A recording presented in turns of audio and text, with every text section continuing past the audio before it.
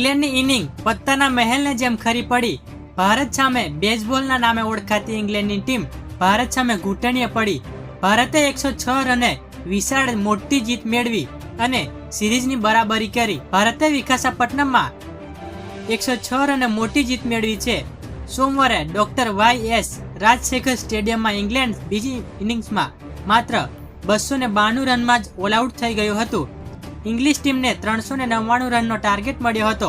ભારત તરફથી રવિચંદ્રન અશ્વિન અને Jasprit બુમરાહે 3 run wicket લીધી છે. આ સાથે જ અશ્વિને 499 ટેસ્ટ વિકેટ પણ પૂરી કરી હતી. પહેલી ઇનિંગમાં યશસ્વી જયસ્વાલની બેવડી સદી ભારત માટે ટર્નિંગ પોઈન્ટ હતી. તેણે 209 રનની ઇનિંગ્સ રમી હતી અને ટીમને 396 રન આગળ લઈ ગયો હતો. ઇંગ્લેન્ડ બંને ઇનિંગ્સમાં 300 રનનો આંકડો પણ પાર કરી શક્યું ન હતું.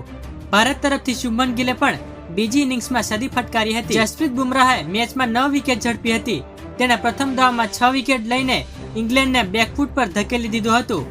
બુમરાહે બીજી ઇનિંગ્સમાં ઇંગ્લેન્ડની 10મી વિકેટ પણ લીધી હતી. બીજી ટેસ્ટ મેચની જીત સાથે જ ભારતે 5 ટેસ્ટ મેચની શ્રેણીમાં 1-1 થી બરાબરી કરી લીધી છે. ઇંગ્લેન્ડે પ્રથમ ટેસ્ટ મેચ 28 રને જીતી હતી. વિશાખાપટ્ટનમમાં શુક્રવારે ભારતે ટોસ જીતીને પ્રથમ બેટિંગ કરવાનું પસંદ કર્યું હતું. પહેલા દાવમાં ભારતે 396 અને ઇંગ્લેન્ડે 253 રન બનાવ્યા હતા.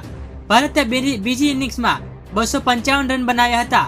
હવે સિરીઝની ત્રીજી ટેસ્ટ મેચ રાજકોટમાં 15 ફેબ્રુઆરીથી શરૂ થવાની છે.